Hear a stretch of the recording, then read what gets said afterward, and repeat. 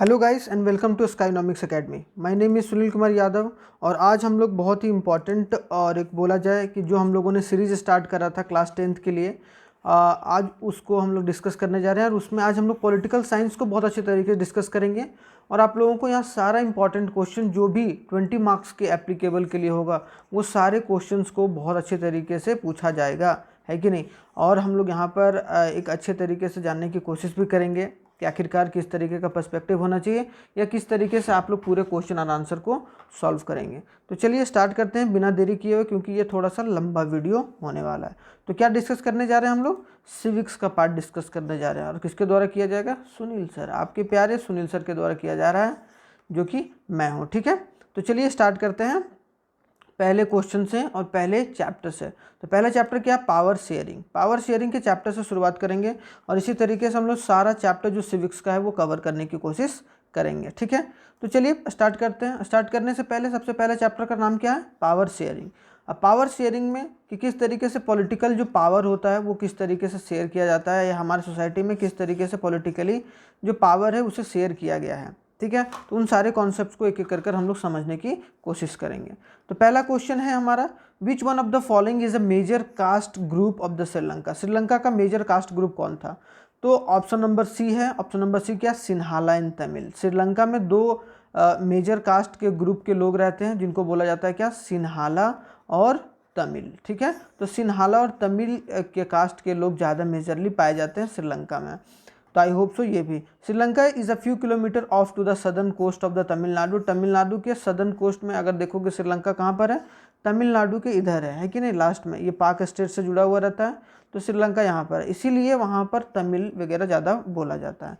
Second question क्या? A brief that a majority community would be able to rule the country is whichever ways and wants by disregarding the wishes and needs of minorities।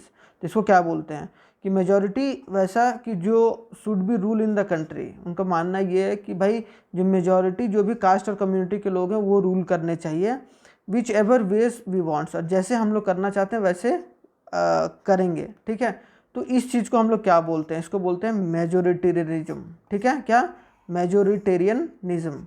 तो majoritarianism एक concept है जो कि अगर majority के लोग अगर रूल करना चाहते हैं कोई भी कंट्री में तो उसको हम लोग क्या बोलेंगे? मेजोरिटेरिज्म। ठीक है, तो चलिए थर्ड क्वेश्चन में, सेकंड क्वेश्चन तक कंप्लीट होगा आप लोगों का। और जिसमें भी अगर कोई भी डाउट हो, कोई क्वेश्चन और क्वेरी में, तो आप लोग हमारे इस व्हाट्सएप नंबर पर कभी भी 24/7 कभी भी आप लोग पूछ सकते हैं, आप लोगों को यहाँ बता दिया जाएगा। थर्ड क्वेश्चन क्या है? विच of the following is a correct with the respect of the ethnic composition of Belgium. कि जो बेल्जियम का एथनिक कंपोजिशन है, एथनिक ग्रुप का कंपोजिशन है, वो उसका क्या मतलब जो रेशियो होगा वो क्या है क्या नहीं है। तो 59% of the group live in a Flemish region and speak a Dutch language. 30% वेलोरू and speak in a French language. नहीं, ये सब सारा तीनों गलत है। ऑप्शन नंबर ए करेक्ट है कि 59% जो होते हैं people live in a Flemish reason, Flemish region में रहते हैं, और वो क्या स्पीक करते हैं? डच स्पीक करते हैं। उनको क्या बोलते हैं? डच बोलते हैं। ठीक है, अब आता है क्या क्वेश्चन नंबर 4 में, modern democracy maintain the check and balance systems, identify the correct option based on the horizontal power sharing arrangement. Horizontal एक होता है हॉरिजॉन्टल पावर, एक होता है वर्टिकल पावर। तो हॉरिजॉन्टल पावर शेयरिंग के हिसाब से राइट आंसर कौन है? तो ऑप्शन क्या होगा? बी होगा। पहले आता है लेजिस्लेचर, फिर आता है एग्जीक्यूटिव, फिर आता है जुडिशियरी। इसमें एक लेजिस्लेचर, एग्जीक्यूटिव और जुडिशियरी बोला जाता है, 3 पिलर होता है। वैसे 4 पिलर है, एक मीडिया भी पिलर है, लेकिन जो 3 पिलर है यहाँ पर क्या? लेजिस्लेटिव। लेजिस्लेटिव क्या करता है? कानून को, लॉ को बनाता है। एग्जीक्यूटिव क्या करता है? उसे इम्प्लीमेंट करता है। इम्प्लीमेंट करता है एग्जीक्यूटिव, जो IAS ऑफिसर लोग होते हैं जो भी मिनिस्ट्री में रहते हैं। और जुडिशियरी क्या करता है? चेक एंड बैलेंस करता है। ठीक है, चेक और बैलेंस करता है। तो ये तीनों वर्टिकल ऑर्डर में है हमारे देश में। करेक्ट ऑप्शन हमारा क्या है? बी है। तो आई होप सो ये भी क्वेश्चन क्लियर होगा। ये इंपॉर्टेंट क्वेश्चन है जो आप लोगों को करके जाने हैं। अब आते हैं वेरी शॉर्ट क्वेश्चन आंसर में। वेरी शॉर्ट क्वेश्चन आंसर में क्या क्या है? तो पहला क्वेश्चन क्या है कि how did the feeling of alienation developed among the, कि एलाइनेशन किस तरीके से डेवलप हुआ है, कहाँ पर? श्रीलंकन तमिल्स में। तो the leader of Sinhala community so to secure dominance, कि जो सिन्हाला कम्युनिटी है उनका डोमिनेंस श्रीलंका में शुरुआत से ज़्यादा रहा है over a government by virtue of their majority. क्यों? क्योंकि वो ज़्यादा मेजॉरिटी में, सिन्हाला कम्युनिटी सबसे ज़्यादा मेजॉरिटी में है। तो सिन्हाला जो कम्युनिटी है वो मेजॉरिटी होने की वजह से वो क्या करता है, और उसका जो ओनली ऑफिशियल लैंग्वेज सिन्हाला है, तो वो डोमिनेट करता हुआ आया हुआ है शुरुआत से। And Buddhism was made a state religion through the new constitution, और कॉन्स्टिट्यूशन के हिसाब से अगर बोला जाए कि बुद्धिज़्म को एक स्टेट रिलीजन के तौर पर नई कॉन्स्टिट्यूशन में दिखाया गया। तो इस वजह से ये जो एलिनेशंस है वो अलग अलग हैं कहाँ पर, श्रीलंका में। अब क्या मेजोरिटेरियनिज्म, देखो यहाँ पर मेजॉरिटी है तो मेजॉरिटेरियनिज्म, ठीक है, मेजॉरिटेरियनिज्म, ये वर्ड थोड़ा सा आप लोग फंसिएगा नहीं, इसको अच्छे से प्रोनाउंस करना है। एज प्रैक्टिस इन श्रीलंका, क्यों भाई? क्योंकि leader of Sinhala community so to secure a dominance, क्योंकि सिन्हाला कम्युनिटी डोमिनेंस दिखाते हैं, और चाहे वो गवर्नमेंट में हो, और democratically elected government adopted a series of majoritarian measures to establish a Sinhala supremacy, और जो सिन्हाला की सुप्रीमेसी को दिखाने के लिए कि हम लोग ज़्यादा हैं तो मेजॉरिटी वाले लोग ज़्यादा करेंगे, तो इसी वजह से जो मेजोरिटेरिज्म है वो ज़्यादा प्रैक्टिस किया जाता है श्रीलंका में, और ये शुरुआत से चला हुआ आया है। तो आई होप सो ये दोनों भी क्वेश्चन क्लियर होगा। फटाफट पढ़ेंगे, ठीक है, ताकि एक रिवीजन के तौर पर, और कल आप लोग फोड़ दो इसे, ठीक है, मतलब जब भी आपका एग्ज़ाम है, एग्ज़ाम कब है? 15 मार्च को, तो उस दिन आप लोगों को फोड़ना है। तो why is power sharing desirable? Power sharing desirable क्यों है, कि पावर शेयरिंग क्यों होना चाहिए? Power sharing is good because it helps reduce the possibility of conflict between the social group. अगर मान लो कि पावर को शेयर किया जा रहा है, कि भाई जो दूसरे कम्युनिटी के लोग हैं, एक ही कम्युनिटी का दबदबा नहीं है। अगर मान लो कि हमारे देश में अगर सिर्फ ब्राह्मण का या कोई एक पर्टिकुलर जाति का या कास्ट का दबदबा हो जाए तो क्या होगा, वो अपनी कम्युनिटी को ही फ़ायदा पहुंचाएंगे। लेकिन वो कॉन्फ्लिक्ट कम कर देता है सोशल ग्रुप को जब आप पावर शेयरिंग करते हैं। पावर को मतलब जितने भी, जैसे सिन्हाला कम्युनिटी है या फिर अलग तमिल कम्युनिटी है, तो दोनों के बीच में एक तरीके से समझौता होना चाहिए, और दोनों का पॉसिबिलिटी गवर्नेंस में दोनों का रोल प्ले होना चाहिए, तभी होगा क्या कि आप रिड्यूस कर सकते हैं। Power sharing is a very spirit of democracy, और अगर आप डेमोक्रेटिक कंट्री हैं, अगर आप डेमोक्रेसी को मेंटेन करके चलना चाहते हैं, तो फिर आपको क्या एक फेडरलिज्म का कॉन्सेप्ट मेंटेन करके चलना चाहते हैं, तो आपको क्या पावर शेयरिंग करनी चाहिए। पावर शेयरिंग इतना इंपॉर्टेंट है, क्योंकि पावर जब शेयर नहीं होगा तो कहीं ना कहीं आप सारा पावर अपने पास रख रहे हैं। फोर्थ क्वेश्चन क्या है, how is the community government elected in a Belgium, कि कम्युनिटी गवर्नमेंट बेल्जियम में कैसे इलेक्ट किया जाता है। Community government in Belgium is elected by the people belonging to the one language के थ्रू इन लोगों को इलेक्ट किया जाता है कम्युनिटी के। डच वाले लोग अलग अपना डच का जो गवर्नमेंट होता है वो चुनते हैं, फ्रेंच वाले अलग चुनते हैं, जर्मन वाले अलग चुनते हैं। तो कहीं ना कहीं इस तरीके से अलग अलग कम्युनिटी के लोग अलग अलग लीडर्स वगैरह चुनते हैं। तो वहाँ पर कहीं ना कहीं कास्ट के हिसाब से इलेक्शन वगैरह या लोग जो होता है वो अपने जो भी एमपीज़ और एमएलए वहाँ के हिसाब से होंगे उनको वहाँ से चुना जाता है। तो आई होप सो ये चीज़ें क्लियर होंगी। इसको चलते हैं नेक्स्ट स्लाइड पर, फटाफट पढ़ेंगे भाई, हम लोग देरी नहीं करेंगे, है कि नहीं। आप लोग पूरा प्रॉपर उसी तरीके से एक बार रिवाइज करते चले जाइए और पढ़ते चले जाइए, तो आप लोगों को मज़ा आ जाएगा। यहाँ पर 3 क्वेश्चन जो सेम आंसर होगा। Sharing of power makes a country more powerful and United, कि अगर कोई पावर को शेयर कर रहा है तो वो अपने कंट्री को पावरफुल बना सकता है और यूनाइटेड बना सकता है। Do you agree with the statement, क्या तुम इस स्टेटमेंट से अग्री करते हो। Give reason why the power sharing is desirable, कि पावर शेयरिंग डिजायरेबल क्यों है। And why one prudential and one moral reason of power sharing, कि पावर शेयरिंग का वन रीजन क्या होगा। The power sharing is desirable in a democracy, power sharing क्या होता है, डिजायरेबल है। क्यों, क्योंकि इसका प्रूडेंशियल रीजन क्या है, मोरल रीजन, दोनों बता रहे हैं कि इसका एक तरीके से कॉन्स्टिट्यूशनल रीजन क्या होगा और एक पॉलिटिकल ऑर्डर के हिसाब से किस तरीके से होगा, और एक अपने देश में शांति बनाने के लिए भी क्या होगा। It helps in reduce the possibility conflict को कम करता है कि नहीं, वायलेंस वगैरह कम होगा। अगर आप अलग अलग एक ही पावर का रूल ज़्यादा रहेगा, मतलब एक ही कम्युनिटी का रूल ज़्यादा रहेगा, तो कहीं ना कहीं क्या होगा, कॉन्फ्लिक्ट, लड़ाई झगड़ा बहुत ज़्यादा होगा। It is good in way to ensure the stability of political order, political order को स्टेबल करने के लिए, अपनी कंट्री को एक पॉलिटिकली स्टेबल कंट्री बनाने के लिए भी पावर शेयरिंग की इंपॉर्टेंस बहुत बढ़ जाती है।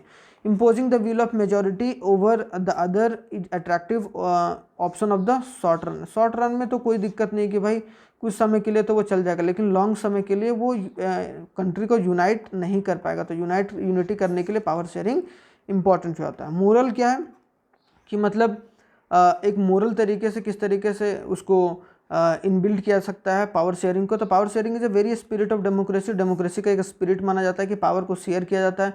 अब मान लो एक गवर्नमेंट है, कोई चुन कर आया, वही बैठा हुआ है, वो दूसरे को आने ही नहीं दे रहा है, या दूसरे किसी बंदे को वो लड़ने नहीं दे रहा है, तो वो कहीं ना कहीं दिक्कत वाली बात आ जाएगी। Peoples have a right to consult and how are to be govern, peoples के पास राइट है कि कैसे गवर्न किया जाता है, तो सब साथ में मिलकर साथ विकास करेंगे तो ज़्यादा अच्छी बात होगी। To a legitimate government have one where the citizens and one the participation acquire, कि एक सिस्टम में एक स्टेक में सारे तरीके से वो चले और बहुत अच्छे तरीके से पूरे कंट्री को यूनाइटेडली रखा जा सके। तो ये क्वेश्चन मोस्ट इंपॉर्टेंट है, ठीक है, तो आप लोग यहाँ पर पढ़ते जाइएगा। यहाँ एक और क्वेश्चन आता है, important question, compare the situation of Belgium और एंड श्रीलंका कंसिडरिंग इस लोकेशन, साइज एंड कल्चर, कि सबके हिसाब से दोनों को कंपेयर कीजिए। तो कंपेरिजन में पहला, Belgium is located in Europe, Belgium कहाँ का कंट्री है भाई, यूरोप का कंट्री है, और श्रीलंका कहाँ का है, साउथ एशिया का। यहाँ तक क्लियर, पहला डिफरेंस कंपैरिजन में। दूसरा क्या हो गया, Belgium has a population of little over 1 crore, वहाँ पर 1 करोड़ से थोड़ा बहुत ज़्यादा है, और श्रीलंका में 2 करोड़ लोग रहते हैं, ठीक है। In Belgium 59% of living in a Flemish reason, 59% जो रहते हैं वो फ्लेमिश रीजन में रहते हैं और वो डच बोलते हैं। 40% are living in a Walloon region में रहते हैं, और वो स्पीकिंग क्या करते हैं, फ्रेंच और जर्मन, ठीक है। और 1% क्या वो स्पीक करते हैं जर्मन। वेर श्रीलंका, अगर श्रीलंका की बात किया जाए 74% जो पॉपुलेशन है वो सिन्हाला कम्युनिटी का और सिन्हाला लैंग्वेज बोलते हैं, और 18% तमिलियन स्पीकर्स हैं। तो ये बात यहाँ क्लियर हो गया। ये बहुत इंपॉर्टेंट लाइन है, इसको आप लोग याद जरूर कर लेना, ठीक है। उसके बाद क्या आता है, in Belgium French speaking peoples are relatively rich, कि जो फ्रेंच पीपल रहते हैं वो रिच हैं and powerful. And in Sri Lanka the Sinhalas speaking and people and Buddhist are powerful, और श्रीलंका में जो बुद्धिस्ट जो फॉलो करते हैं और सिन्हालीज को फॉलो करते हैं वो ज़्यादा पावरफुल हैं। 5 में क्या हो गया, in Belgium Dutch speaking peoples are numeric majority, कि डच पीपल क्या है, न्यूमेरिक हैं, मतलब क्या ज़्यादा नंबर्स में हैं, और जो सिन्हालास कम्युनिटी है वो कहाँ पर है, मेजॉरिटी में हैं, इन द सेंस श्रीलंका में। तो आई होप सो यहाँ सारा डिफरेंस हो गया, और ये मोस्ट इंपॉर्टेंट क्वेश्चन है भाई, रट जाना प्लीज़, रट जाना, ठीक है। अब आते हैं क्या नेक्स्ट वाले क्वेश्चन पर, क्या है कि describe the element of Belgium model of accommodation of diversities, मतलब क्या एलिमेंट ऑफ बेल्जियन जो मॉडल है, बेल्जियन मॉडल का क्या एकोमोडेशन है, किस तरीके से वो लोग रहते हैं। तो through the Dutch where majority in the country, Dutch ज़्यादा बोलते हैं वहाँ की कंट्री के लोग, and the French and the Dutch speaking peoples are given है equal representative in central government, और सेंट्रल गवर्नमेंट में जो सरकार चुनी जाती है वहाँ पर जो फ्रेंच है वो डच है वो इक्वल रिप्रेजेंटेटिव रहते हैं वहाँ पर, कि एक तरीके से democratically. Belgium has declare a federal state, और एक फेडरल संघवाद मतलब सबको साथ में लेकर चलने का स्टेट माना गया है। And the state government were given the important power, और इंपॉर्टेंट पावर किसको दिया गया है, स्टेट गवर्नमेंट को। The state government did not act as a subordinate to the central government, और एज सबऑर्डिनेट के रूप में नहीं काम करता है, वो डायरेक्टली अपना डिसीजन लेके आगे बढ़ता है। 4th में क्या है, कैपिटल सिटी ऑफ ब्रुसेल्स, अगर बेल्जियम का कैपिटल क्या है, ब्रुसेल्स है, have a separate government and through the French speaking peoples, यहाँ पर क्या होगा कि majority of the sorry they accepted the equal representation, और वहाँ इक्वल रिप्रेजेंटेशन सबके पास है। This was because the Dutch speaking people have accepted a equal representation, इसीलिए क्योंकि जैसे श्रीलंका में क्या सिन्हाला वाले एक्सेप्ट करने के लिए तैयार नहीं है तमिलियन कम्युनिटी को, लेकिन वहाँ पर सारे कम्युनिटी एक साथ रहते हैं, क्यों, क्योंकि वहाँ डच हो गया या फ्रेंच हो गया वो सब साथ में मिलकर अपनी गवर्नमेंट को चलाते हैं, इसीलिए वहाँ कम्युनिटी गवर्नमेंट इलेक्ट किया जाता है by Dutch, French and German speaking and looked after education, language और एजुकेशनल इशूज़, जो भी एजुकेशनल इशूज़ होता है उसी तरीके से वो देखकर आगे बढ़ते हैं। तो ये बेल्जियन मॉडल है जो कि थोड़ा सा अलग है, कम्युनिटी गवर्नमेंट के जैसा है, लेकिन थोड़ा सा अलग है किससे, श्रीलंका से। अब आते हैं सेकेंड चैप्टर में। सेकेंड चैप्टर फटाफट पढ़ लेते हैं भाई। सेकेंड चैप्टर में क्या, सेकेंड चैप्टर हमारा क्या है, फेडरलिज्म है। तो फेडरलिज्म का कॉन्सेप्ट कैसे है और कैसे किस तरीके से यहाँ पर फेडरलिज्म मतलब होता है संघवाद, मतलब किस तरीके से पूरे एक स्टेट और सेंटर के पावर को यूटिलाइज किया जाए और साथ में लेकर चला जाए ताकि सारे कंट्री का डेवलपमेंट हो। तो when the state recognise the commission formed, दो स्टेट रीऑर्गेनाइजेशन कमीशन फॉर्म कब हुआ था, 1953 में। 1953 में जो स्टेट को रिकॉग्नाइज करने के लिए एक अलग कमीशन बनाया गया था कि कोई अलग स्टेट अगर अलग होना चाहता है तो वो किस तरीके से अलग हो सकता है। या फिर क्या प्रोसीजर है और किस तरीके से उनको सारा पूंजी वगैरह मिले और किसके हिसाब से on the basis of language, cultures, ethnicity और ज्योग्राफी के हिसाब से अलग हो सकता है state boundary. Which of the following pair is incorrect, इसमें से कौन पेयर इनकरेक्ट है? जो स्टेट गवर्नमेंट होता है वो स्टेट लिस्ट में आता है, सेंट्रल गवर्नमेंट यूनियन लिस्ट में आता है, बिल्कुल सही बात है। Central government and state government concurrent में आता है कि अगर सेंटर और स्टेट के दोनों के पावर किस में आते हैं? कंकरेंट लिस्ट में आते हैं। लेकिन लोकल गवर्नमेंट रेसिड्यूरी पावर ये नहीं है, ये कोई पावर हमारे कॉन्स्टिट्यूशन में नहीं है। तो ऑप्शन नंबर डी करेक्ट है क्योंकि ये इनकरेक्ट है। ठीक है, चलते हैं फिर नेक्स्ट वाले स्लाइड पर। Major steps towards the decentralisation. देखो थोड़ा सा फटाफट पढ़ते जाओ ताकि आप लोगों का रिवीजन भी होता चला जाएगा। Major step towards the decentralisation taken in 1992 में डिसेंट्रलाइजेशन का क्या पावर रहा है? तो डिसेंट्रलाइजेशन का मतलब होता है कि किस तरीके से सेंट्रली हम लोग उस पावर को मेंटेन करके चल सकते हैं। तो ये बात इंपॉर्टेंट है। ठीक है, तो इसका ऑप्शन डी होगा। क्या है इसमें? तीनों ऑप्शन करेक्ट है। To hold a regular election in the local bodies, कि लोकल बॉडीज़ जो भी हैं चाहे वो विलेज के लेवल पर हो, स्टेट के लेवल पर हो, वो सब सारे बॉडीज़ का इलेक्शन बहुत अच्छे तरीके से होना चाहिए। 1992 से डिसेंट्रलाइज सिस्टम चला था जिसमें मतलब लोकल गवर्नमेंट को भी लेके चला जाए। एटलीस्ट 1/3 ऑफ द पोजीशन, मतलब अगर 30 सीट है मान लो, तो उसमें से अगर किया जाएगा तो 10 सीट क्या होगा? वुमेन्स के लिए रिजर्व रहेगा। और state election commission has been created in its, और हर एक सब स्टेट्स का एक स्टेट इलेक्शन कमीशन फॉर्म किया गया था हमारे देश में। तो आई होप सो ये तीनों ऑप्शन करेक्ट है। तो आंसर नंबर डी है, all above is correct answer. और ये 3 टायर लेवल ऑफ डेमोक्रेसी दर्शाता है। अब आता है सेशन और बेस रीजनिंग। सेशन और बेस रीजनिंग में पहला क्वेश्चन बोला है 1947 the boundaries of several old states India change in order to create a new state. बहुत सारे 1947 के बाद हमारे स्टेट अलग हुए हैं। और दूसरा क्या है? These includes Nagaland, Uttarakhand and Jharkhand के नागालैंड, उत्तराखंड और झारखंड इंक्लूड करते हैं। तो भाई क्या है कि यहाँ पर Nagaland was formed on 1 December 1963, Uttarakhand was formed in 2000 and Jharkhand was formed in 2000 and they are created not on the basis of language but recognise as a different culture, ethnicity और ग्रुप। इसको लैंग्वेज के हिसाब से नहीं बांटा गया, एथेनिसिटी के अनुसार बांटा गया। तो ऑप्शन में देख लेना कि जो भी आंसर करेक्ट होगा। क्यों? क्योंकि इसको चेंज इन द ऑर्डर इसके हिसाब से क्या बोला गया कि रीजन करेक्ट नहीं है लेकिन दोनों करेक्ट हैं। तो यहाँ के हिसाब से देख लेना है जो भी ऑप्शन रहेगा। इसमें India has a federal state, India एक फेडरल स्टेट्स है, बिल्कुल है भाई। And under a unitary system either there is one level of government और सब, ये गलत है, subordinate and central. India has a, तो क्या होगा? The reason is also true, जो रीजन दिया गया वो भी ट्रू है। इंडिया क्यों? क्योंकि हमारे में क्या है? Only one level of the government है और सब यूनिट्स है and subordinates of the central government. Subordinate के रूप में स्टेट गवर्नमेंट काम करता है, मतलब स्टेट गवर्नमेंट और सेंट्रल गवर्नमेंट साथ में काम करता है। Reason is also true but does not satisfy the statement, लेकिन सेटिस्फाई नहीं कर रहा है स्टेटमेंट को। तो जो भी ऑप्शन आपको मिलेगा उसके हिसाब से आप इसको करेक्ट बता देना।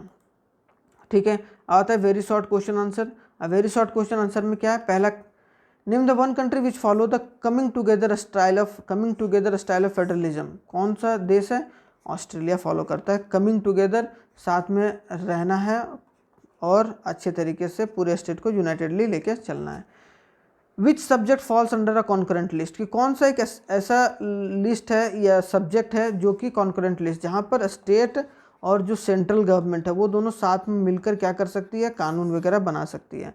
तो मैरिज के ऊपर, एजुकेशन के ऊपर, फॉरेस्ट के ऊपर, ट्रेड यूनियन, एडॉप्शन और सक्सेशन, मतलब किस तरीके से उसका पोस्टिंग बढ़ेगा घटेगा उसके हिसाब से। ठीक है, उसके बाद what status does gives a Hindu to the Hindu by the constitution. क्या स्टेटस दिया गया? Official language of the country. Hinduism के हिसाब से हिंदी को एक ऑफिशियल लैंग्वेज माना गया है, कि हिंदी को, हिंदू नहीं, हिंदी को कॉन्स्टिट्यूशन के हिसाब से क्या माना गया? उसको ऑफिशियल लैंग्वेज माना गया हमारे देश में। तो ये आप लोगों को पता होना चाहिए। अब आते हैं शॉर्ट आंसर टाइप। क्या है भाई? तो देर आर 3 फीचर्स। क्या बोला गया कि 3 फीचर्स ऑफ इंडियन फेडरलिज्म के बारे में बताइए कि what are the 3 features of Indian federalism. तो इंडियन फेडरलिज्म का 3 कॉन्सेप्ट क्या है, 3 फीचर्स क्या है? तो union list on which the centre makes a law such as a defence. जैसे यूनियन लिस्ट होता है, जैसे डिफेंस पर या करेंसी पर कौन कानून बनाता है? सेंट्रल गवर्नमेंट बनाती है। उसके अलावा स्टेट गवर्नमेंट नहीं बना सकती कि डिफेंस को किस तरीके से रेगुलेट किया जाए या क्या किया जाए क्या नहीं किया जाए। स्टेट लिस्ट पुलिस उसके अंदर रहता है, ट्रेड रहता है और एग्रीकल्चर वो किसके स्टेट लिस्ट के अंदर रहता है। और कॉन्करेंट लिस्ट जो बोथ करता है वो एजुकेशन और मैरिज, वो क्या रहता है कॉन्करेंट लिस्ट, जहाँ पर स्टेट और जो सेंट्रल गवर्नमेंट है वो दोनों साथ मिलकर करती है। दूसरा क्या है सेंट्रल लेजिस्लेटर रेसिड्यूरी पावर है, जो भी पावर रहता है मतलब जो मेन पावर रहता है वो किसके पास रहता है सेंट्रल गवर्नमेंट के पास रहता है। उसके बाद सी क्या the high court and supreme court sort out the dispute between the central state, और सेंट्रल स्टेट के बीच में अगर कोई लड़ाई झगड़ा हो जाता है, मान लो कि अभी सेंट्रल गवर्नमेंट में बीजेपी है और अगर कोई दूसरा स्टेट है जो स्टेट राजस्थान के साथ अगर कोई झगड़ा हो जाता है, कोई पैसे वैसे से लेना देना हो जाता है, डिस्प्यूट हो जाता है, तो वो सॉल्व कौन करेगा हाई कोर्ट करेगा या सुप्रीम कोर्ट करेगा। तो I hope so 3 features of Indian federalism भी कॉन्सेप्ट क्लियर होगा। अब उसके बाद क्या आता है कि how is the power sharing of power between the union and the state government basic to the structure of the constitution of India, कि जो पावर है जो बेसिक स्ट्रक्चर है यूनियन और स्टेट का वो किस तरीके से एक पावर शेयर करता है। तो it is not easy to make a changes in the power sharing arrangement, कि पावर शेयरिंग अरेंजमेंट में बहुत दिक्कत होता है, तो वो पहले से कानून में बना हुआ है। Parliament can't be on its own change of its arrangement, parliament अपने हिसाब से चेंजेस नहीं कर सकता है जब तक वो सबकी सहमति ना हो।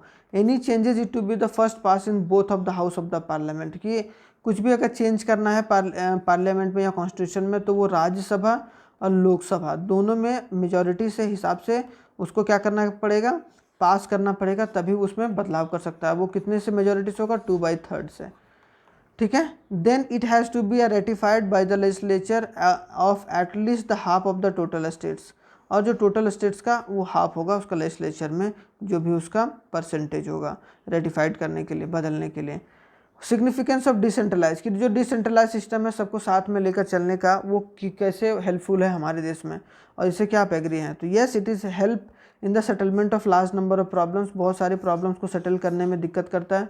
And issue at a local level, खास करके लोकल लेवल पर, ताकि वो सारे लोग मतलब जो लोकल लेवल पर लोग रहते हैं उनकी भी प्रॉब्लम को सुना जाए। इट प्रोवाइड्स अ प्लेटफॉर्म, एक प्लेटफॉर्म देता है कि जो डायरेक्ट पार्टिसिपेट करे पीपल्स डिसीजन मेकिंग में। In another way decentralization is a form of local self government, जो कि बेस्ट वे है ताकि वो प्रिंसिपल ऑफ डेमोक्रेसी को फॉलो किया जाए, ताकि डेमोक्रेसी मेंटेन रहे। तो आई होप सो ये दोनों क्वेश्चन भी क्लियर होगा।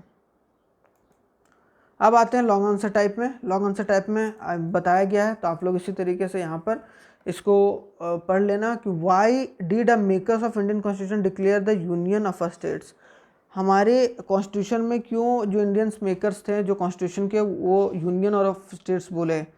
एंड वाई वेयर सम सब political units of India have a special status, और कुछ कुछ स्टेट को स्पेशल स्टेटस क्यों दिया गया, क्योंकि हमारा देश प्रिंसली स्टेट से कुछ पहले ब्रिटिश के कब्जे में था। तो जैसे French and Portuguese ruled territories were given to the state of union territory, जैसे फ्रेंच और पोर्टुगीज जितने भी रूल्ड टेरिटरी थे उनको यूनियन टेरिटरी के रूप में दे दिया गया। मतलब वैसे जैसे दादर एंड नगर हवेली है कि नहीं, पौंडीचेरी, वहाँ पर किसका फ्रेंच और पोर्टुगीज का रूल था, इस वजह से उसको क्या दिया गया वहाँ पर यूनियन टेरिटरी का, जो सारा किसके कब्जे सारा कौन देखेगा सेंट्रल गवर्नमेंट देखेगा।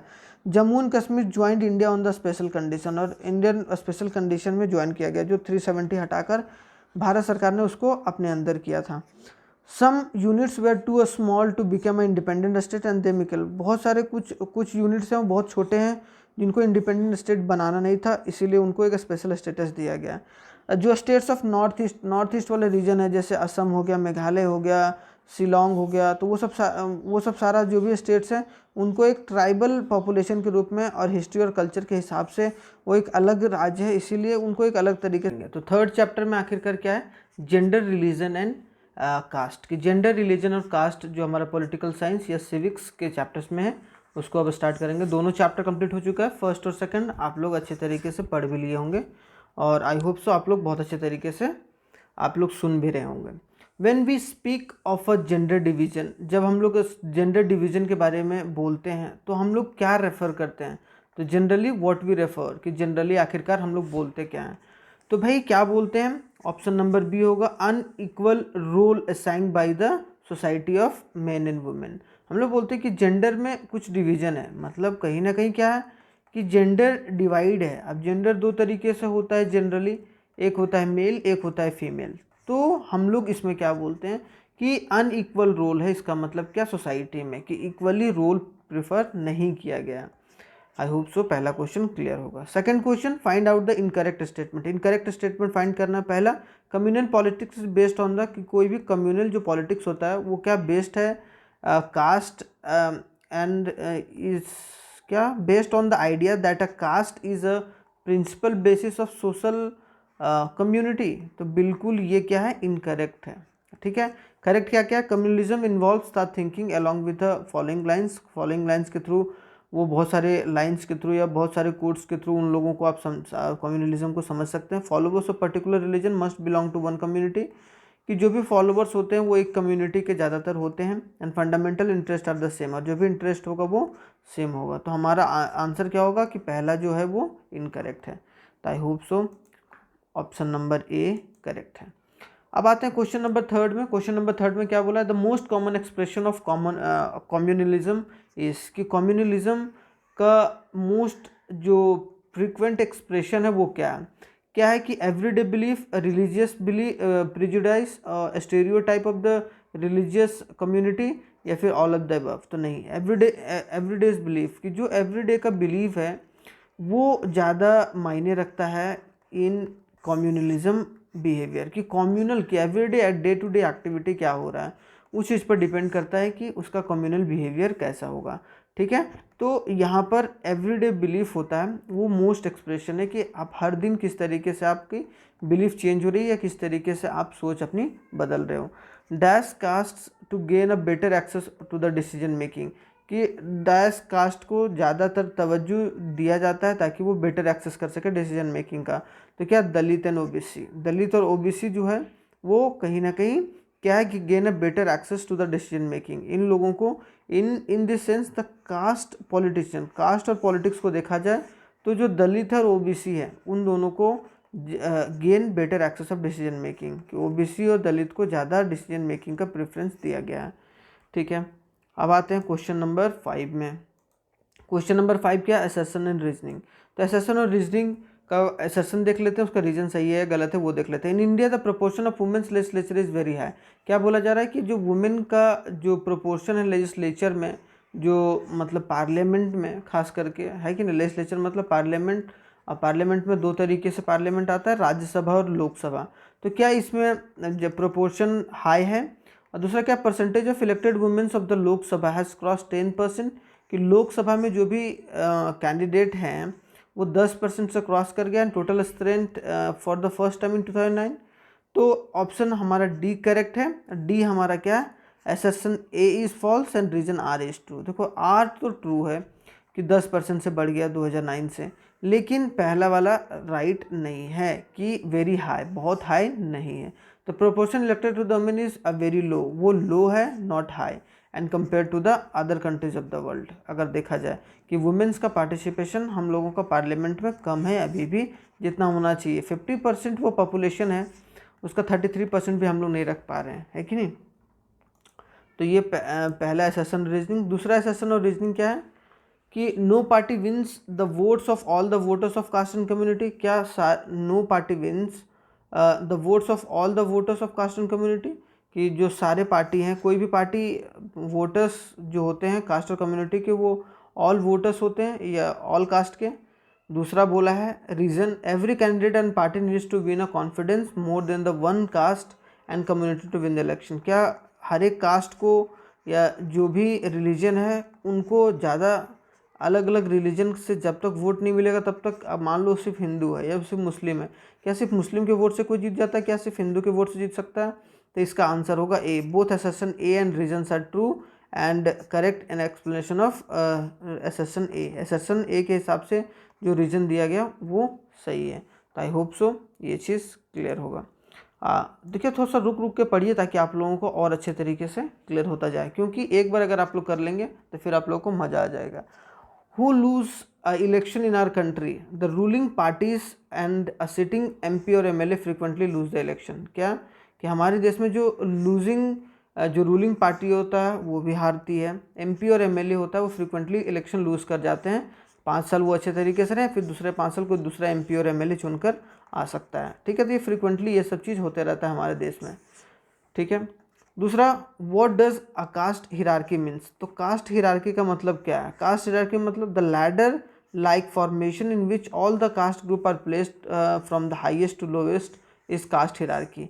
जो ऊपर जात के लोग क्या होते हैं, नीचे जात के लोग कौन होते हैं, मिडिल जात के कौन होते हैं, मिडिल तो होता नहीं, अपर और लोअर कास्ट होता है।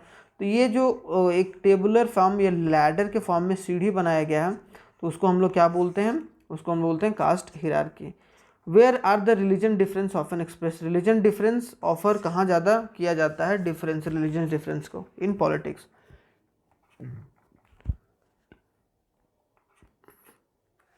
ठीक है।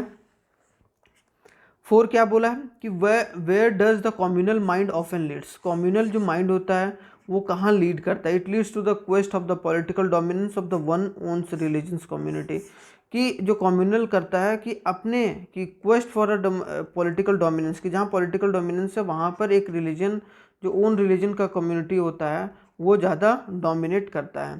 Question number 5, which act says that the equal wages should be paid for equal work, की कौन सा एक्ट जो है ये मोस्ट इंपॉर्टेंट है? ये इंपॉर्टेंट क्वेश्चन है कि क्या बोल रहा है कि इक्वल वेजेस मिलता है इक्वल वर्क के लिए। वो कहाँ बोला गया? इक्वल रेम्यूनरेशन एक्ट 1976 के हिसाब से जो है उनको दिया जाता है equal right for the equal work for the equal wages. ठीक है, चलते हैं नेक्स्ट। अब क्या शॉर्ट आंसर टाइप, अब शॉर्ट आंसर टाइप क्या है भाई? Our society is still a male dominated society, हमारे सोसाइटी में क्या अभी भी मेल डोमिनेटेड सोसाइटी बहुत ज़्यादा है। तो इसका आंसर क्या होगा? India society as a male dominated society. क्यों? क्योंकि लिटरेसी रेट जो होता है among womens is low, womens में आज भी लिटरेसी रेट जो पढ़ने लिखने का रेट है वो आज भी कम है वुमेन्स में। दूसरा क्या है? Proportion of a women among the highly paid and valuable job is still very low, कि जो वैल्यू पे किया जाता है उनको या जो सैलरी पे किया जाता है आज भी वुमेन्स को, वो मेल के बराबर कम पे किया जाता है आज भी हमारे यहाँ पर सोसाइटी में। रेशियो और सेक्स रेशियो जो होता है, मेल फीमेल का जो सेक्स रेशियो है वो आज भी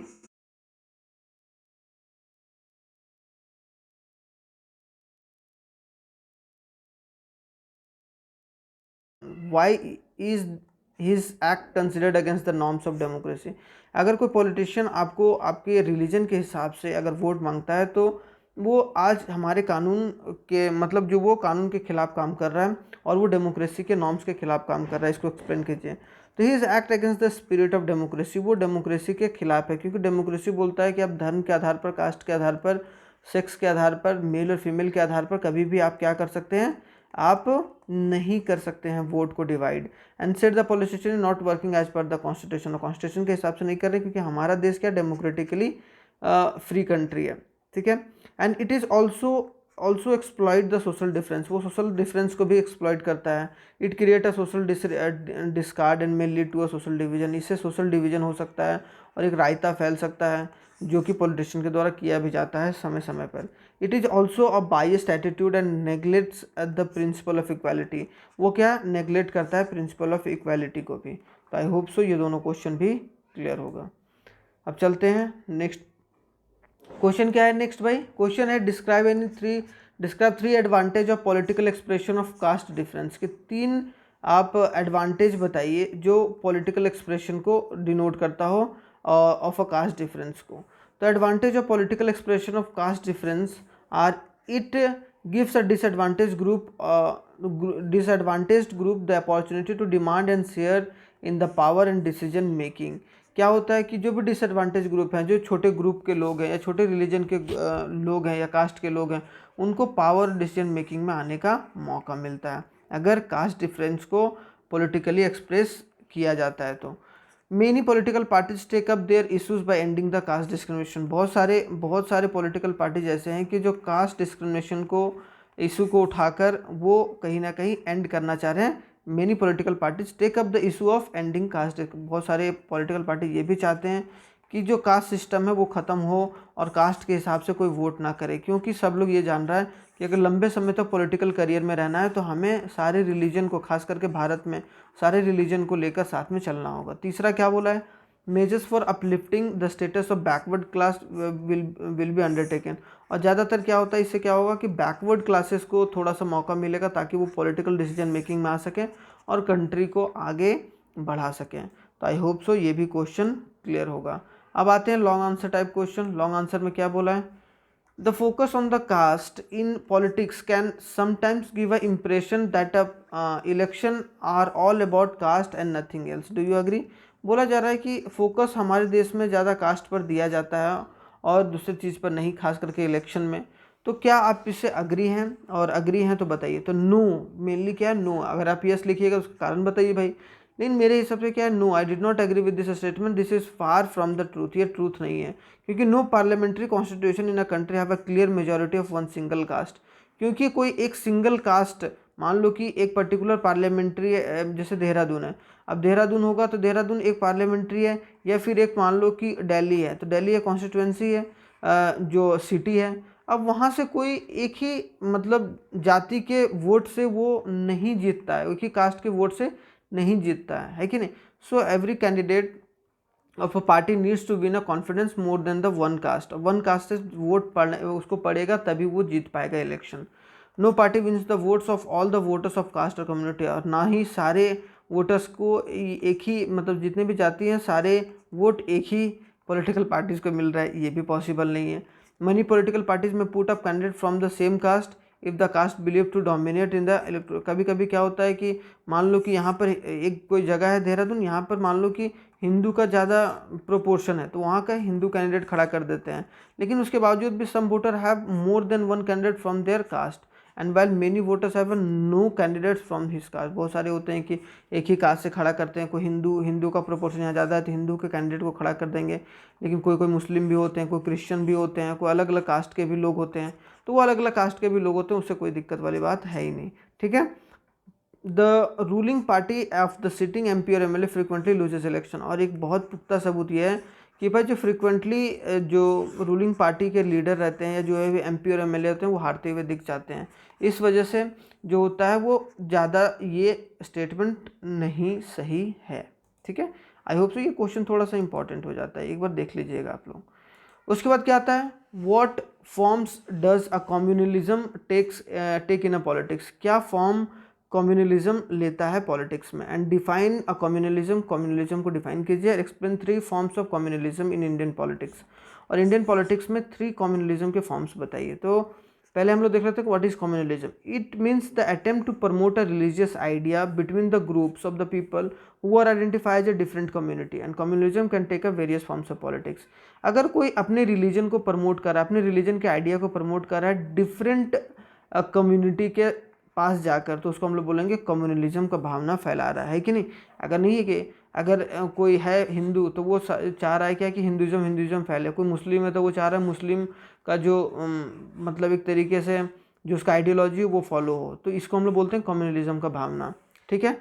और इसको पॉलिटिक्स की वजह से क्यों डिफरेंट फॉर्म्स लिया जाता है। तो कम्युनलिज्म इन अ डेली बिलीफ हो सकता है कि डेली बिलीफ में जो most common expression is in everyday belief की दिन प्रतिदिन जो भी इन्वॉल्व होते हैं रिलीजियस प्रेजुडाइज में, स्टीरियोटाइप होते हैं, उनमें हमेशा क्या होता है डे टू डे एक्टिविटी पर भी उन लोगों को तवज्जो देकर चलना होता है। क्रिएशन ऑफ पॉलिटिकल पार्टीज को क्रिएट कर देता है पॉलिटिकल पार्टीज कि भाई ये मुसलमानों का पार्टी या हिंदुओं का पार्टी है, तो वो उसकी वजह से भी फॉर्म्स ले सकता है। फिर पॉलिटिकल मोबिलाइजेशन का मतलब होता है कि on the religious line is the another frequent form of the communalism and this involve the use of secret symbols, religions leaders, emotional panels and plain fears to bring the followers of one religion. की fear जगराना कि भाई मुस्लिम खतरे में है या हिंदू खतरे में है, उसके हिसाब से वो अपने पॉलिटिकल पार्टीज़ को इन्फॉर्म करना या इन्वॉल्व करना, तो ये सारी चीज़ें होती है। Sometimes communalism take place most likely in the form of communal violence.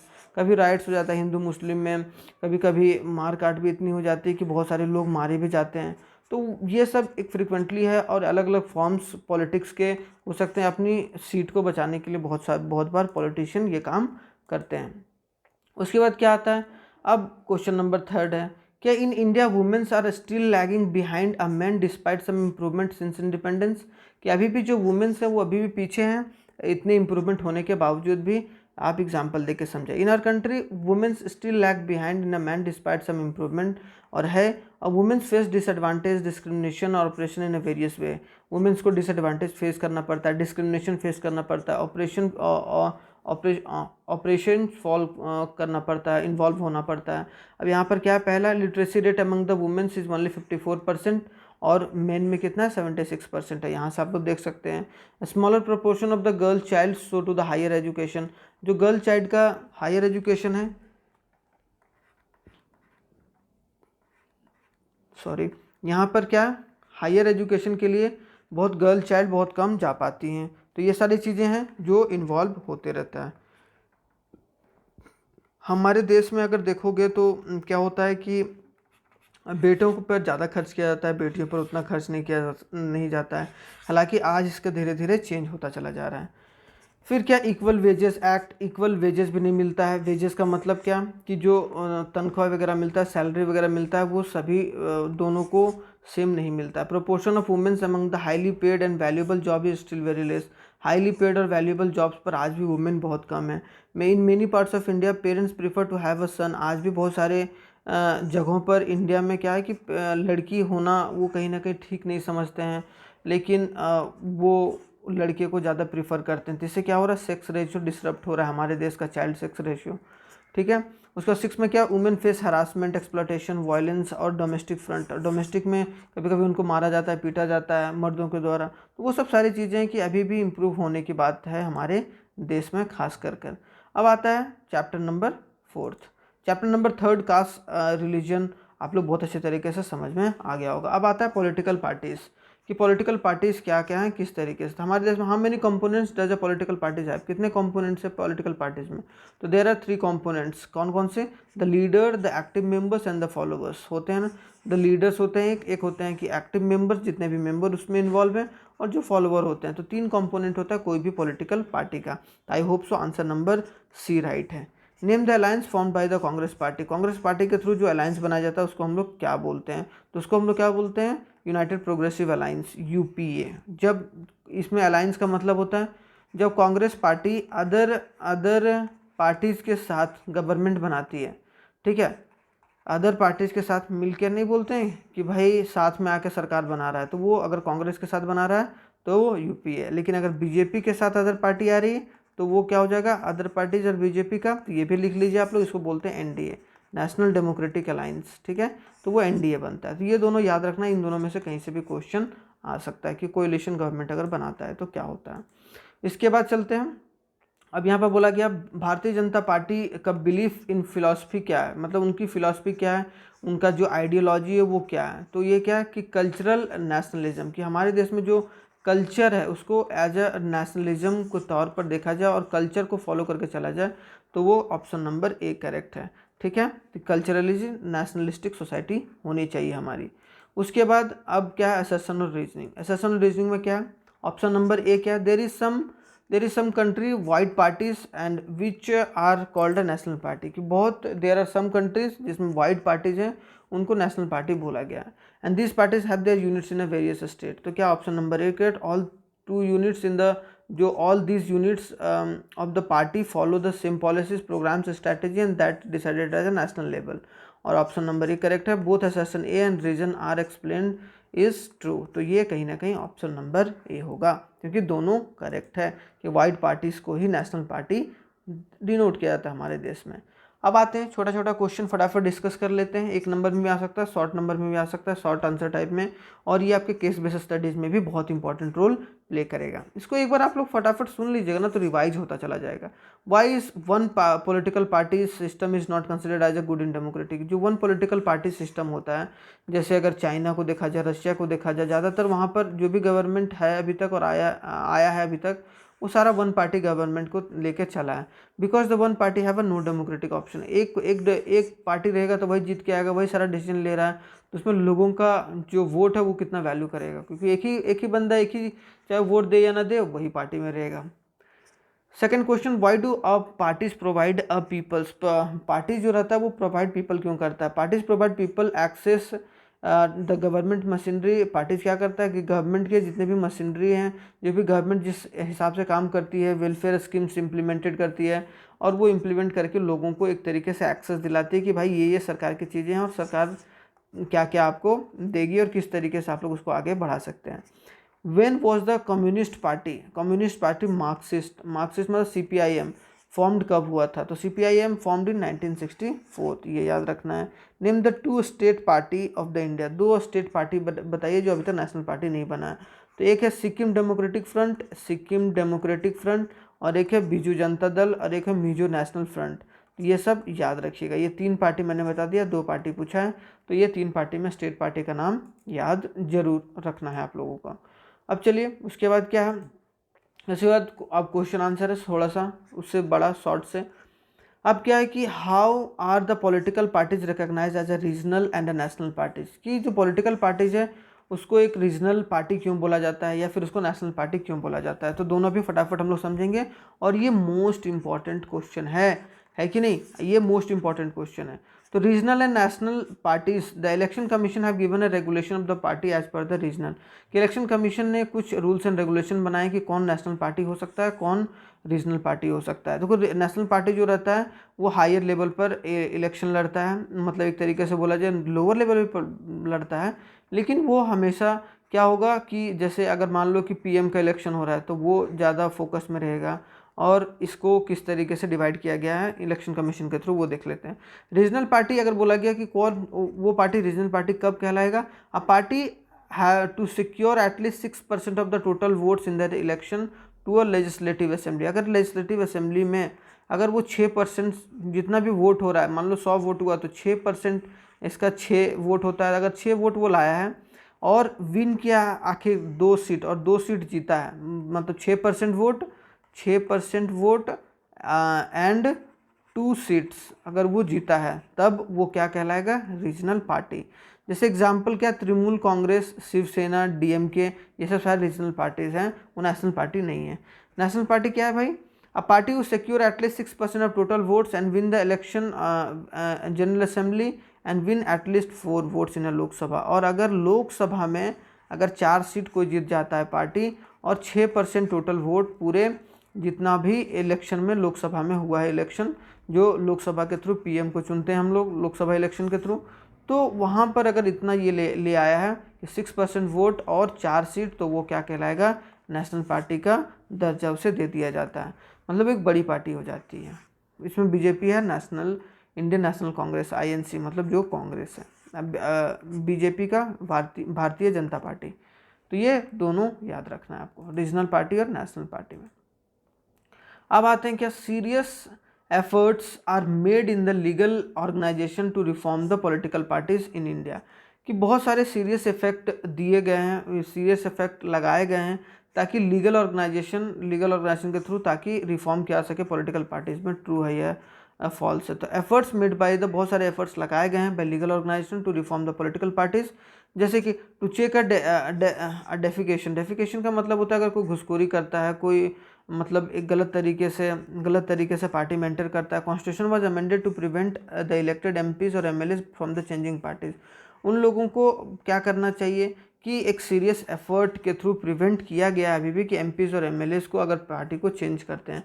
Supreme court passed an order to reduce the influence of money, supreme court ने क्या करा है कि पास्ट करा है order to reduce the influence of money and criminal by taking it mandatory. क्या होता है कभी कभी इलेक्शन में बोला जाता है आज के ज़माने में कि पैसे से जीता जा रहा है, तो वो चीज़ जो है उस पर भी सुप्रीम कोर्ट का आ चुका है डिटेल की। जो भी क्रिमिनल केसेस हैं या जो भी कैंडिडेट खड़ा हो रहा है कोई इलेक्शन में, तो वो पहले वो अपना क्रिमिनल एक्टिविटी या क्रिमिनल केस और प्रॉपर्टी का डिटेल पहले जमा करे।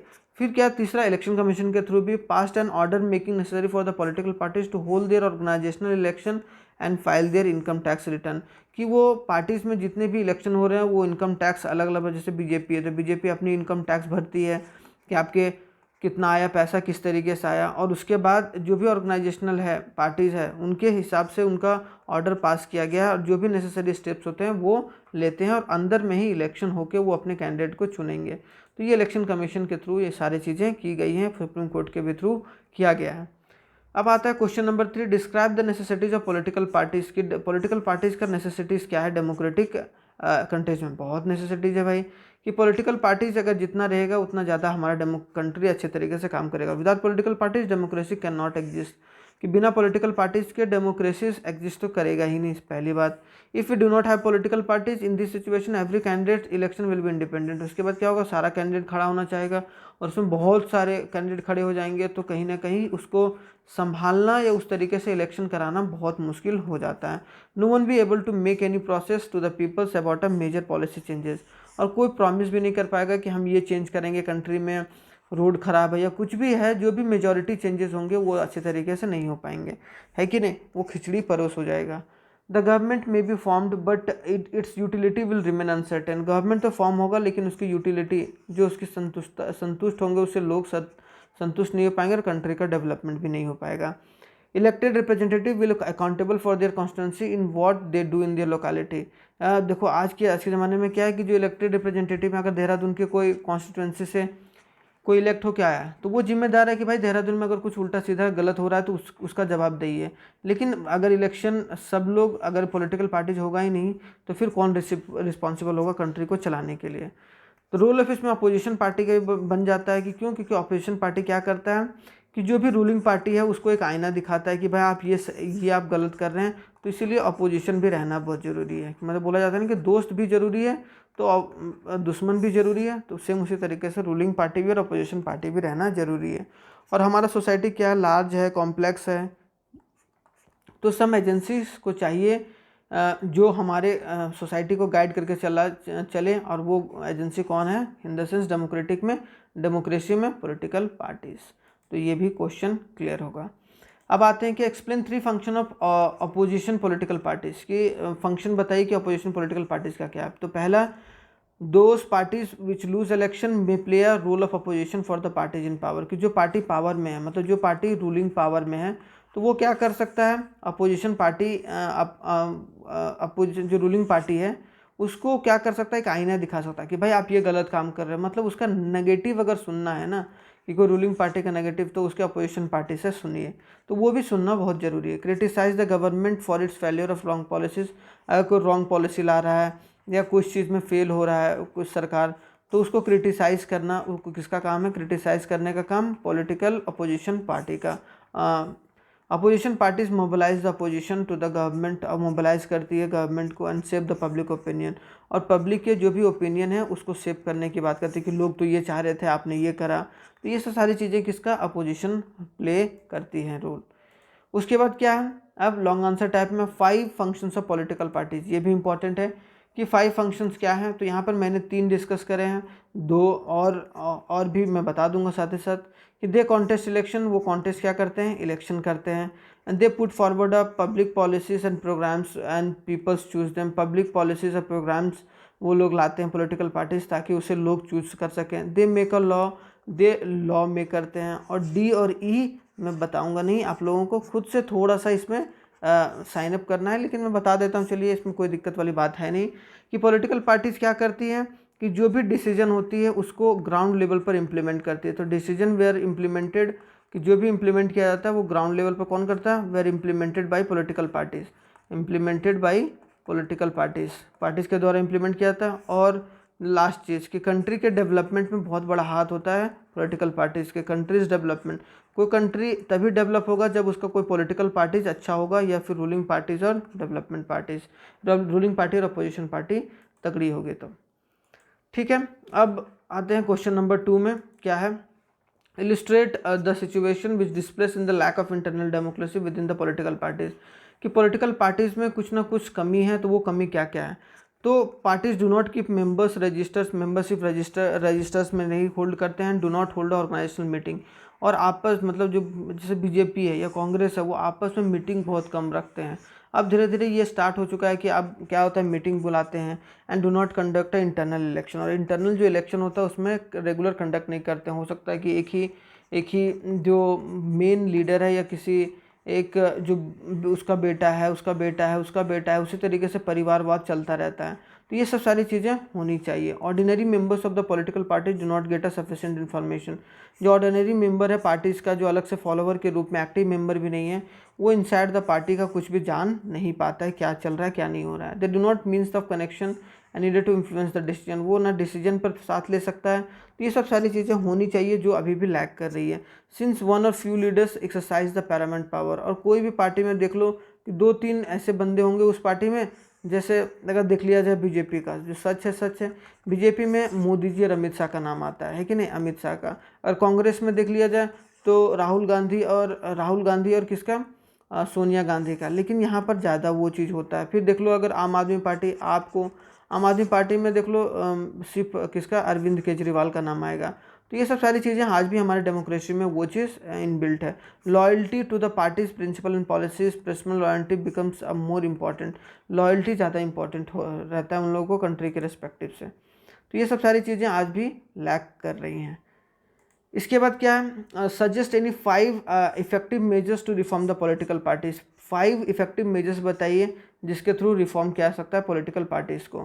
तो the law should be made to regulate the internal affairs of political parties, के इंटरनल जो भी कानून होता है उसका कानून एक बनाना चाहिए और वो इलेक्शन कमीशन के साथ जमा करना चाहिए। पहली बात कि क्या क्या रिफॉर्म किया जा सकता है पॉलिटिकल पार्टीज़ में। It should be made compulsory for the political parties to maintain and register is member, कि जितने भी मेंबर आ रहे हैं उसके जितने भी एक्टिव मेंबर्स हैं वो रजिस्टर होना चाहिए, कौन छोड़ के जा रहे हैं, कौन आ रहे हैं, कौन जा रहे हैं, तो वो सब सारा रजिस्टर होना चाहिए ताकि वो रिकॉर्ड मेंटेनेंस में मदद आए बाद में। It should be made mandatory for the political party to give a minimum number of ticket, जैसे 1/3 सीट जो भी जितने भी मेंबर्स को वो खड़ा कर रहे हैं उसमें वुमेन कैंडिडेट होनी चाहिए। ये तीसरी इम्प्लीमेंटेंसी होनी चाहिए ताकि पॉलिटिकल पार्टीज़ को और इफेक्टिव बनाया जा सके। The government should give a parties money to support their election expense in the kind of petrol, papers, telephone etcetera in cash. Government को खुद देना चाहिए पॉलिटिकल पार्टीज़ को, अलग अलग पॉलिटिकल पार्टीज़ को, ताकि वो इलेक्शन कंडक्ट करा सकें, ताकि और सारे लोग भी आ सकें। या कोई अगर ऑर्डिनरी इंसान अगर पॉलिटिकल पार्टीज़ बना के इलेक्शन में खड़ा होना चाहता है तो वो उसको भी पैसे मुहैया करा जा सके, क्योंकि जो पैसा रहता है उसके हिसाब से वो जीत के निकल जाते हैं या दूसरे को खरीद लेते हैं। तो vote casting should be made compulsory in each election, और वोट कास्टिंग जो होता है वो कंपलसरी करना चाहिए ईच इलेक्शन में। 6 क्या है, data regarding a caste, religion, OBC, ST should not be utilise during the election. की कास्ट अगर कोई मतलब कि भाई ओबीसी, एससी और एसटी का जो भी चीज़ होता है इसको कोई पॉलिटिकल लीडर बोलना तक नहीं चाहिए मुंह से, ताकि वो क्या होता है कि यहाँ डिवीजन कर रहे हैं आप क्या कंट्री को एक तरीके से। तो ये सब सारी चीज़ें अगर नहीं होंगी तो हमारे देश की पॉलिटिकल पार्टीज और मजबूत होंगी और हमारा देश और भी मजबूत होगा। ठीक है, चलिए अब चलते हैं लास्ट चैप्टर जो कि हमारा क्या, आउटकम ऑफ डेमोक्रेसी। अब आउटकम ऑफ डेमोक्रेसी क्या क्या है, डेमोक्रेसी में आउटकम भी आते हैं भाई, तो डेमोक्रेसी में आउटकम क्या क्या है क्या क्या नहीं है। Why is the democratic government better than the other alternatives, कि अदर ऑल्टरनेटिव डेमोक्रेटिक गवर्नमेंट क्यों ज़्यादा बेहतर है अदर के थ्रू। जैसे कोई वन पार्टी गवर्नमेंट रहती है, कम्युनिस्ट पार्टी है बहुत सारी, तो it promote equality among the political parties, it helps in economic growth, it helps in creating pollution free environment, it promotes equality among citizen. तो सबसे अप्रोप्रिएट आंसर क्या है कि वो क्या करता है डेमोक्रेसी, कि इक्वालिटी अमंग द सिटीजन्स, कि सिटीजन्स के बीच में इक्वालिटी को मेंटेन करता है। सिटीजन्स के बीच में क्या करता है, इक्वालिटी को मेंटेन करता है। तो इक्वालिटी मोस्ट इंपॉर्टेंट हो जाता है कि सब लोगों को इक्वल अपॉर्चुनिटी मिलना चाहिए। Which system can reduce the possibility of tension, conflict among the different groups of the society? कौन सा जो सिस्टम है, कौन सा कंट्री का सिस्टम होना चाहिए पॉलिटिकली ताकि वो टेंशन और कॉन्फ्लिक्ट कम किया सके। तो डेमोक्रेसी एक ऐसा सिस्टम है जिसके थ्रू क्या हो सकता है कि वो डेमोक्रेसी के थ्रू क्या कर सकता है, टेंशन और कॉन्फ्लिक्ट को कम किया जा सकता है। अब आते हैं सेशन और बेस रीजनिंग, इसमें क्या है भाई देख लेते हैं फटाफट। क्या dictatorship have slightly higher rate of economic growth, कि डिक्टेटरशिप में क्या होता है, slightly rate of higher economic growth है, ये तो होता ही है। We can say that democracy is guaranteed of economic growth. देखो इकोनॉमिक डेवलपमेंट और इकोनॉमिक ग्रोथ में अंतर है। इकोनॉमिक ग्रोथ होता है कि ग्रोथ और डेवलपमेंट पे एक मेजर सा अंतर है, ये मैं बता देता हूँ कि ग्रोथ और डेवलपमेंट में अगर ग्रोथ हो रहा है ना किसी एक का अगर कुछ उन्नति हो रहा है या वो ग्रो कर रहा है, एक बंदा ग्रो कर रहा है तो वो ग्रोथ हुआ। लेकिन अगर पूरा सोसाइटी या पूरा कंट्री अगर ग्रो कर रहा है तो हम लोग क्या बोलेंगे, उसको डेवलपमेंट हो रहा है कंट्री में, और खास करके वो लंबे समय के लिए। और guarantee the difference between the rate of economic development between a less developed economies with the dictatorship is negligible and democracy is negligible, but overall we can say that democracy guaranteed है economic development. लेकिन ये देखो जरूरी नहीं कि dictatorship में slightly higher रहता है, लेकिन जो डेमोक्रेसी में वो गारंटी करता है। तो ऑप्शन नंबर बी करेक्ट है। ठीक है, ऑप्शन नंबर ए उतना सही नहीं है। अब बता क्या what do mean by the transparency. Transparency का मतलब क्या होता है? पारदर्शिता।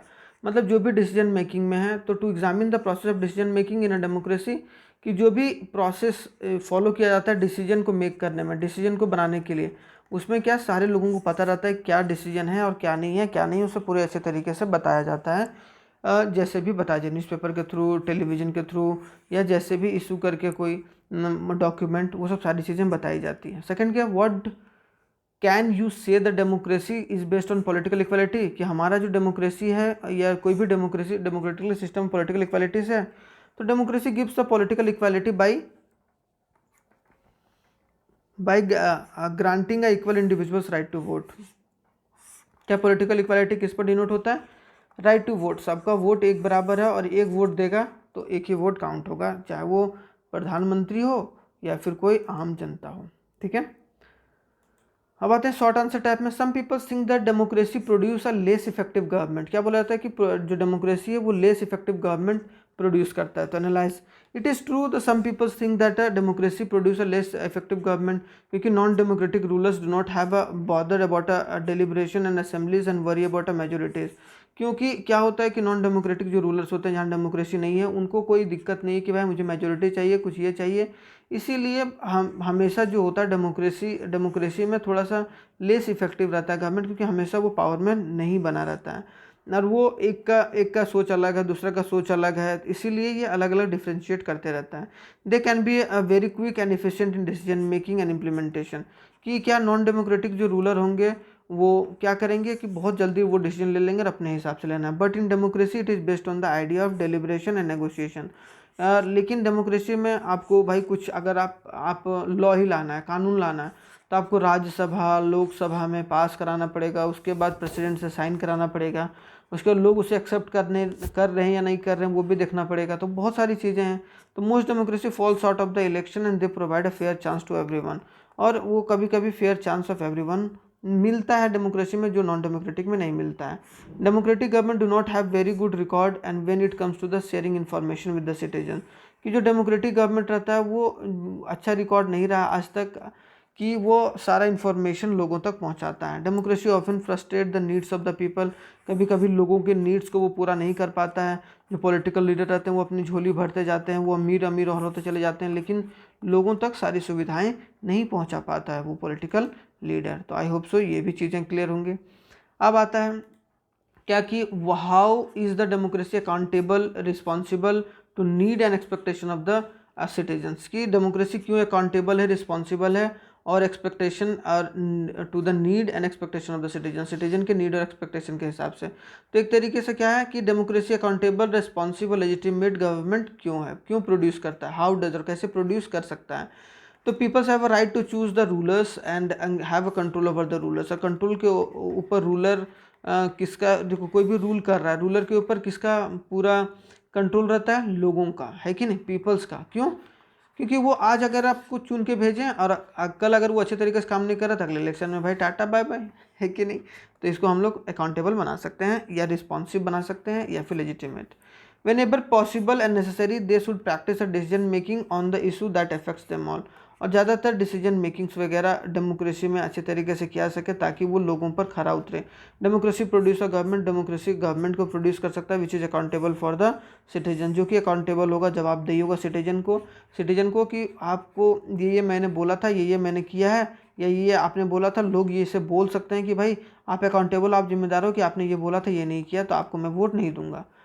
फिर क्या, four democracy based on the idea of liberation and negotiation के हमेशा बातचीत से हल होता है हर एक चीज़। और एक आइडिया ऑफ लिबरेशन है कि फ्री आइडिया है, कि कोई भी आइडिया को शेयर कर सकता है और जो अच्छा लगेगा उसके हिसाब से काम भी करता है पॉलिटिकल पार्टीज बहुत सारी बार।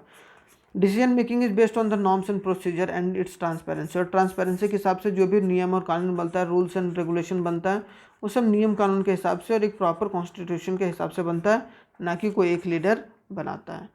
तो ये भी क्वेश्चन क्लियर होगा। अब आते हैं क्या नेक्स्ट। अब क्या, how is the social diversity accommodate in democracy, की सोशल डाइवर्सिटी कैसे एकोमोडेट है, कैसे एक साथ है हमारे, कैसे एकोमोडेट किया जाए और डेमोक्रेसी में, explain with the example. It is necessary to understand the democracy is not simply ruled by the majority always needs to work and the minorities so that the government should function and represent the general view. हमेशा democracy में देखो majority rule नहीं करता है, अगर उसको majority और minority को रूल करना है तो दोनों को साथ में लेकर चलना होगा और मेजोरिटी और माइनॉरिटीज़ को दोनों को एक समान देख के चलना होगा, तभी क्या हो सकता है एक जनरल व्यू को पीपल्स के सामने लाया जा सकता है और आप कॉन्फिडेंस जीत सकते हैं लोगों का। It is also necessary that rules bye the majority does not have a rules bye the majority community. अगर कोई रूल कर रहा है मेजोरिटी तो इसका मतलब ये नहीं है कि सारे जो मेजोरिटी कम्युनिटी हैं उसके द्वारा रूल किया जा रहा है रिलीजन और रेस और लिंग्विस्टिक ग्रुप के साथ, in the exception of Sri Lanka. जो श्रीलंका है जो मेजोरिटेरियनिज्म पर फॉलो करके चलता है, क्योंकि वहाँ सिन्हाला जो कम्युनिटी है वो ज़्यादा सिन्हाला कम्युनिटी रूल कर रही है, क्योंकि वो मेजोरिटी है और तमिल को सरकार में नहीं आने दिया जाता है क्योंकि वो माइनॉरिटी है। तो ये एक एग्जांपल है। तो ये सब सारी चीज़ें ध्यान से पढ़िएगा भाई।